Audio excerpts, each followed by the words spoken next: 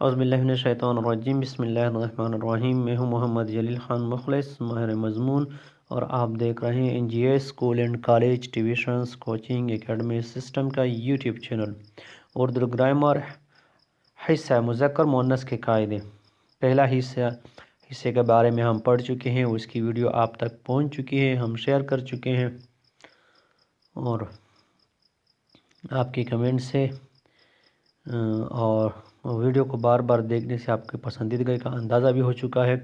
آج مذکر مؤنث کے قاعدے کے بارے میں، یا ہم اس کا دوسرا حصہ جو ہے اس کے بارے میں آج ہم یہاں پڑھیں گے۔ تو مذکر مؤنث جو ہیں یہ جو اسم کی 4 بڑی اقسام ہیں، جس طرح ہم کہتے ہیں کہ اسم کی 4 بڑی اقسام ہیں، معنی کے لحاظ سے اسم معرفہ اور اسم نکرہ، پھر جنس کے لحاظ سے مذکر مؤنث، اس کے بعد تعداد کے لحاظ سے واحد جمع، اور بناوٹ کے لحاظ سے اسم مصدر، اسم مشتق اور اسم جامد۔ تو ان میں سے یہ دوسرے نمبر پر آتا ہے مذکر مؤنث۔ مذکر مؤنث کی جیسے ہم پہلے ویڈیو میں پڑھ چکے ہیں، یہاں ہم اس کا دوبارہ اعادہ کریں گے کہ مذکر مؤنث کی 2 قسمیں ہیں۔ مذکر مؤنث حقیقی بھی ہوتے ہیں اور غیر حقیقی بھی ہوتے ہیں۔ حقیقی مذکر مؤنث کا تعلق جاندار سے ہے، یعنی جتنے بھی جاندار مذکر مؤنث ہیں ان سب کو ہم حقیقی مذکر مؤنث کہتے ہیں۔ اب ان کا قاعدہ یہ ہے کہ ان میں لحاظ جنس کے لحاظ سے، یعنی یہ دونوں مذکر و مؤنث دونوں موجود ہیں، نر اور مادہ دونوں موجود ہوں گے۔ یہ لازمی چیز ہے، یہ قاعدہ ہے، اور یہ قاعدہ اس کو ہم کہتے ہیں کہ کلی قاعدہ ہے، یہ ہر ایک پہ جو نا وہ لاگو ہوگا۔ اور دوسرا یہ کہ بلحاظ الفاظ حقیقی مذکر مؤنث ان کا ہونا جو ہے وہ بلحاظ الفاظ ان کا موجود ہونا یہ جو ہے نا وہ ممکن نہیں۔ جیسے ہم کیا کہتے ہیں، بہت سے ایسے الفاظ ہیں جیسے کوا ہے، خرگوش ہے، مچھلی ہے، تو یہ کیا ہیں، ان کے لیے اگر آپ لحاظ الفاظ مذکر یا مؤنث ڈھونڈیں گے تو یہ ناممکن ہے، مشکل ہے، نہیں مل پائیں گے، کیونکہ نہیں ہے، یہ ان کا استعمال نہیں ہے، اہل زبان نے ان کا استعمال نہیں کیا ہے۔ لیکن بلحاظ جنس جو ہے نا وہ مچھلی کے لیے مؤنث موجود ہے، اور مذکر جنہیں ایک دوسرے میں موجود ہیں، اس کے لیے اس طرح جو ہے نا ہم کوا جو ہے نا اس میں مذکر مؤنث موجود ہیں بلحاظ جنس، اور خرگوش مذکر مؤنث دونوں موجود ہیں، لیکن بلحاظ الفاظ جو ہیں وہ موجود نہیں۔ اس طرح غیر حقیقی جو ہیں، غیر حقیقی بے جان چیزیں جو ہوتی ہیں تو وہ کیا ہوتے ہیں، ان میں یا تو مذکر ہوگا جو استعمال ہوتے ہیں الفاظ، یا جو نام استعمال ہوتے ہیں وہ یا تو مذکر استعمال ہوں گے اور یا مؤنث استعمال ہوں گے۔ جیسے ہم کہتے ہیں کہ کرسی یا کتاب یا پین، تو یہ ان کے یا مذکر ہوں گے یا مؤنث، نہ تو ان کا بالفاظ جو ہے نا وہ بلحاظ الفاظ ان کا جو ہے وہ مذکر مؤنث ڈھونڈا جا سکتا ہے، تلاش کیا جا سکتا ہے، اور نہ بلحاظ جنس۔ تو آئیں دوسرے حصے کی ابتدا کرتے ہیں۔ پہلے حصے میں ہم نے کچھ قواعد پڑھے تھے قاعدہ نمبر 2 تک، آج ہم قاعدہ نمبر 3 پڑھیں گے۔ تو قاعدہ نمبر 3 جو ہے اس کے بارے میں ہم پڑھیں گے، یہ اہم قاعدہ ہے، اس کے بارے میں تھوڑی وضاحت بھی کرتا جاؤں گا۔ پھر قاعدہ نمبر 3، ایک عورت واحد متکلم کا صیغہ واحد مؤنث استعمال کرتی ہے، یعنی واحد متکلم جو مذکر مؤنث کا صیغہ ہے وہ اسی طرح استعمال ہوگا، یعنی اگر ایک عورت جو ہے نا وہ جیسے کہتے ہیں کہ میں لکھتی ہوں تو وہ اسی طرح ہی استعمال ہوگا، مگر جمع متکلم کا صیغہ جمع مذکر استعمال کرنا لازمی ہے، لیکن یہ قانون نہیں ہے، جس طرح یہاں پہ لکھا ہوا ہے کہ لازمی ہے، لازمی نہیں ہے۔ اور یہی سوال سیکنڈ ایئر کے طلباء نے کیا تھا، اور اسی کا جواب جو ہے وہ اسی سبق میں موجود تھا کہ جمع متکلم کا صیغہ جو ہے وہ مذکر استعمال نہیں ہوا ہے، بلکہ وہاں پہ کیا ہے، وہاں پہ جمع مؤنث کا صیغہ استعمال ہوا ہے۔ تو یہ ایک اہم سوال ہے۔ جیسے ہم جاتی ہیں تو یہ عموماً چونکہ اس کا استعمال کم ہوتا ہے، اس وجہ سے جو ہے نا ان کا لوگ جو ہے نا ان کو غلط تصور کرتے ہیں، حالانکہ استعمال کی جا سکتی ہیں۔ اس کے لیے آپ جو ہے نا وہ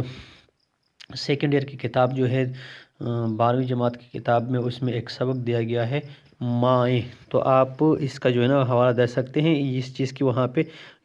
پہ اس چیز کا جمع متکلم کے لیے جمع متکلم مؤنث کا صیغہ استعمال ہوا ہے۔ اور یہی زبان ہے، یعنی واحد کی حالت میں آتی ہوں، میں جاتی ہوں وغیرہ، اور جمع کی حالت میں ہم آتے ہیں، ہم جاتے ہیں، بولتی ہیں۔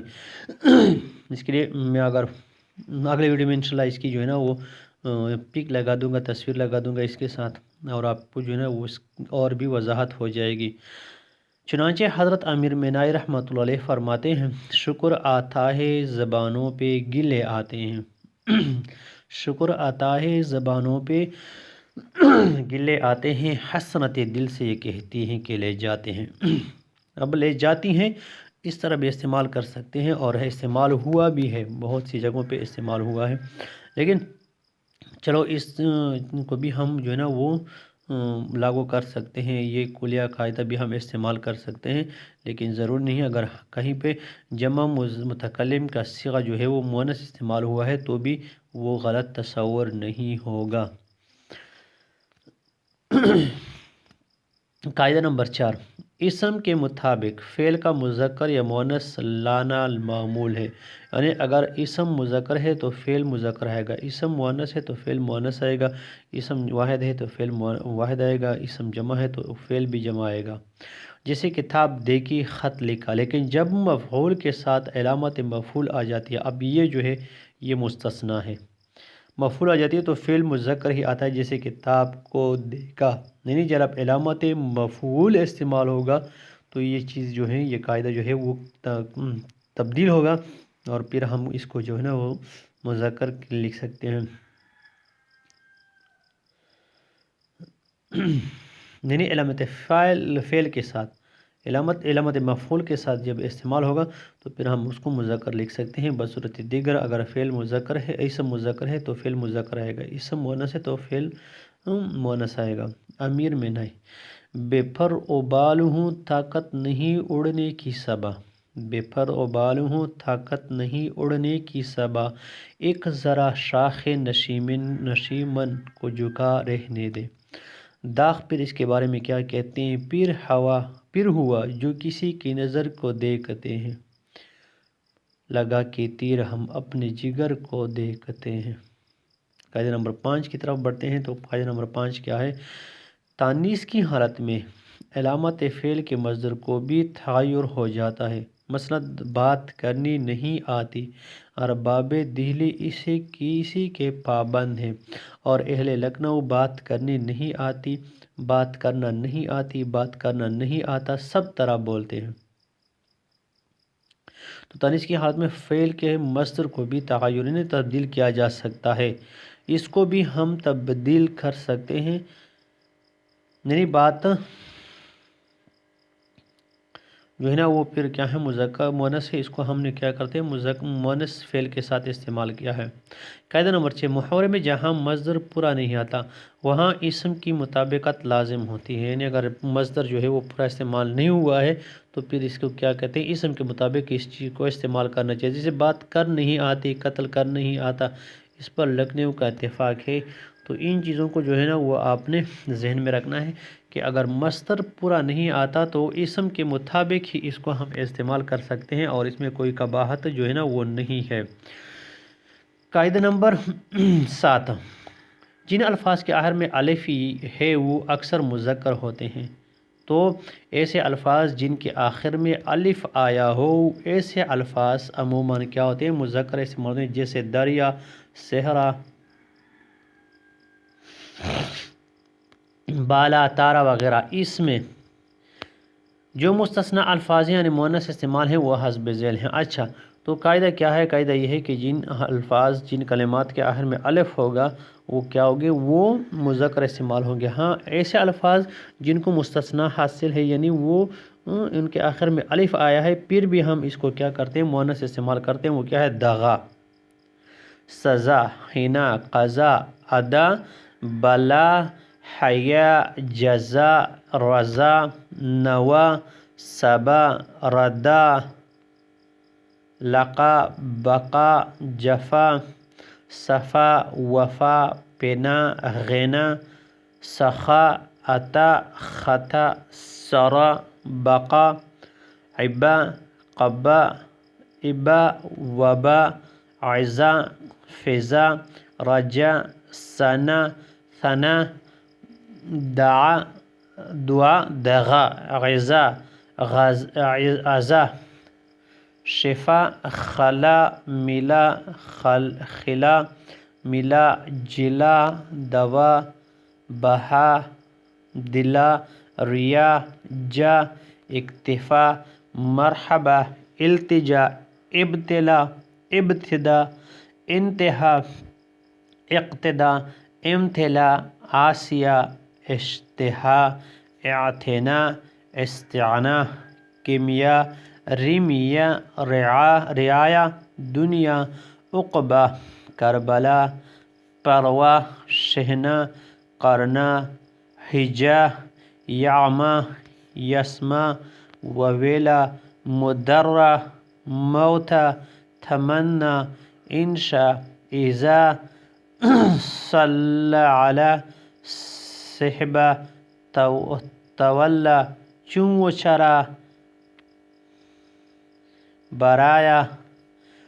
جتا جٹا سنکیا پڑیا گڑیا پڑیا چالیا کتا گٹا پوجا چڑیا سبا ڈبیا انگیا ستلا جانگیا مینا شاما سیوا کھلکھا اجدیا گیا گنگا جمنا کرپا گرا نربادا کرشنا پوروا بچھوا کلیا انبیا بتیا باکا ماتا ہتیا موتیا مالا۔ تو یہ الفاظ جو ہیں ان کو استثناء حاصل ہے، اگرچہ ان الفاظ کے آخر میں الف آ رہا ہے تو بھی ہم اس کو کیا کریں گے، مؤنث ہی استعمال کریں گے۔ قاعدہ نمبر 8، جن الفاظ کے آخر میں یا معروف ہوتی ہے، یا معروف واو معروف یعنی وہ یا جن کو لکھا بھی جاتا ہے اور پڑھا بھی جاتا ہے۔ اس طرح واو معروف وہ واو جو لکھا بھی جاتا ہے اور پڑھا بھی جاتا ہے۔ یا مجہول وہ یا جو لکھی تو جاتی ہے پڑھی نہیں جاتی ہے۔ یا واو مجہول وہ واو جو لکھا تو جاتا ہے پڑھا نہیں جاتا۔ تو جن الفاظ کے جن کلمات کے آخر میں یا معروف ہوتی ہے وہ مؤنث ہوتے ہیں، جیسے کرسی، ٹوپی، خوشی، ہنسی وغیرہ۔ اس میں مستثنی الفاظ یہ ہیں جو مذکر بولے جاتے ہیں، جی، گھی، دہی، پانی، ہاتھی۔ تو اس کے علاوہ انہیں ہم دیکھ سکتے ہیں کہ ہم نے پڑھا کہ یا معروف والے جن کلمات کے آخر میں یا معروف ہو ان کو ہم مؤنث پڑھتے ہیں، لیکن مستثنی حاصل ہیں اور کچھ الفاظ کو، کچھ کلمات کو مستثنی حاصل ہیں، کچھ اسموں کو مستثنی حاصل ہیں، اور وہ کیا ہیں، وہ جی، گھی، دہی، پانی، ہاتھی، یہ کیا ہیں، ان کو مستثنی حاصل ہے، ہم ان کو مذکر بولیں گے، استعمال کریں گے۔ قاعدہ نمبر 9، جن الفاظ کے آخر میں مصدر عربی کے آئے وہ مؤنث ہیں، یعنی ایسے کلمات جن کے آخر میں تھا مصدر عربی کے آئے، یعنی تھا آتا ہو لیکن وہ کیا ہو، مصدر کے طور پر استعمال ہو، جسے قدرت، شوقت، دولت، حشمت وغیرہ۔ اس کو ہم تھا مدورہ بھی کہتے ہیں، یہ اصل میں تھا مدورہ ہے، تو اس کو ہم کیا کرتے ہیں، جن الفاظ جن کلمات کے آخر میں تھا استعمال ہوا ہو ان کو ہم کیا کرتے ہیں، ان کو ہم مؤنث استعمال کرتے ہیں۔ اسم میں لفظ شربت خلط مستثنی ہے، یعنی مذکر ہے، لیکن اس میں بھی کچھ الفاظ ہیں جیسے کیا ہیں، شربت ہے یا حلت، یہ کیا ہیں، یہ ان کو مستثنی حاصل ہے، یعنی ان کو ہم کیا کریں گے، ان کو ہم مذکر استعمال کریں گے۔ تو آج کی یہ ویڈیو آپ کو کیسے لگی؟ یہ مذکر مؤنث کے قاعدہ حصہ اول کے ساتھ جو ہے وہ جڑی ہوئی ہے۔ آپ نے اگر حصہ اول پڑھا ہے تو یہ حصہ دوم بھی آپ نے جو ہے نا وہ لازمی دیکھنا ہے، سننا ہے، تاکہ آپ کا جو ہے نا وہ ایک تسلسل جو چلا آ رہا ہے وہ اس کے ساتھ قائم ہو جائے، اور آپ مذکر مؤنث کے مکمل جتنے قاعدے قانون ہیں وہ آپ سیکھ لیں۔ اس کے بعد جو ہے نا حصہ سوم میں آپ کو کچھ اور ہم قاعدے بتائیں گے، اس لیے آپ نے G S school and college tuitions coaching academy system کا یوٹیوب چینل لازمی سبسکرائب کرنا ہے۔ لائک بھی کرتے جائیں، شیئر بھی کرتے جائیں، کمنٹس بھی کرتے جائیں، تاکہ ہمیں آپ کی پسندیدگی کا اندازہ بھی ہو جائے اور آپ کی طرح دوسرے طلباء و طلبات جو ہیں ان تک بھی ہماری ویڈیو پہنچ سکے اور وہ بھی اس سے استفادہ حاصل کر سکے۔ تو آج کی ویڈیو میں بس اتنا ہی، مجھے دیجیے اجازت، اپنا بہت سارا خیال رکھیے گا، ہمیں دعاؤں میں یاد رکھیے گا۔ اللہ حافظ، السلام علیکم ورحمۃ اللہ وبرکاتہ۔